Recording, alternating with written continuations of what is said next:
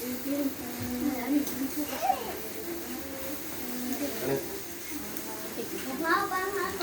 ินโลด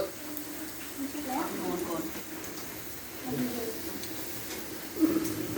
เอาอยู่บ่แม่สุกก็ได้ในครับนี่ แล้ว ยอดบ่สิเห็นดิ ข้าวเปลือกผ้าเนาะ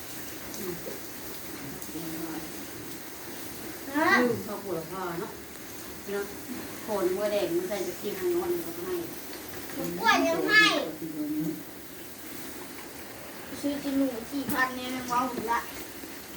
กำบัวว่าเอาหนังมันดึกเอาน้ำมัน จะเอาน้ำมันมาเยอะละ